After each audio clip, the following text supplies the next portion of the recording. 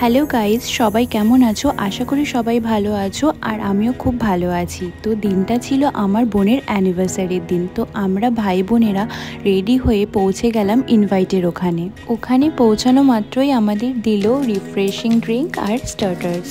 তো আমরা এখানে মোটামুটি ফ্যামিলির লোকজনই ছিলাম, বাইরে থেকে তেমন কেউ ছিল না, কিন্তু আমরা নিজেদের ফ্যামিলির লোক ছিলাম। কিন্তু আমার বাড়ির লোক প্রত্যেক অনুষ্ঠানে প্রচুর লেটে পৌঁছায়, তো সেখানে আমার বাড়ির লোক ছিল না, পরে লেটে এসেছে ওরা। তো আমি আগেই এসেছিলাম ভাই বোনদের সাথে। তারপর আমার বোন লাইভ গান করছিল।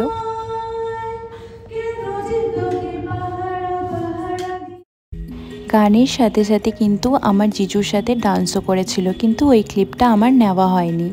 আর এই দেখো পুচকুকে। তারপর আমাদের কেক কাটিং শুরু হলো। আর হ্যাঁ, বলে দিই, এটা কিন্তু আমার বোনের 3rd ইয়ার অ্যানিভার্সারি ছিল।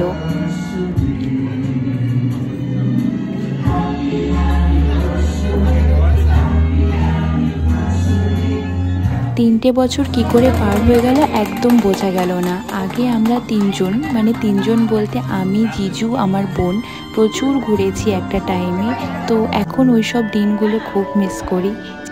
আর এই যে পুচকু খেলা করছে ওর মামার কোলে, ও কিন্তু একদম শান্ত, এক ফোঁটাও কাঁদে না, খুব ভালো।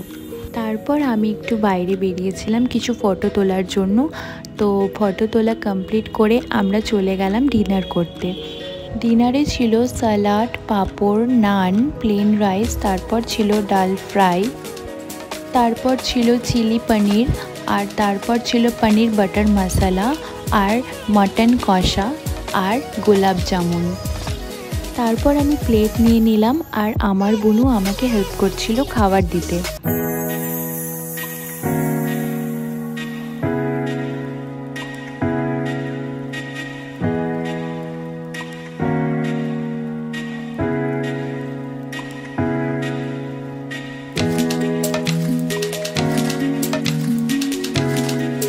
আমি সব খাবারই অল্প অল্প নিয়েছি, তারপরেও কিন্তু আমি ঠিকঠাক খেতে পারিনি।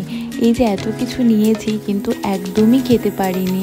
অন্য দিনের তুলনায় সেদিনকে একদমই খেতে পারছিলাম না, জানি না কেন, হয়তো স্টার্টার খেয়েছিলাম বলে।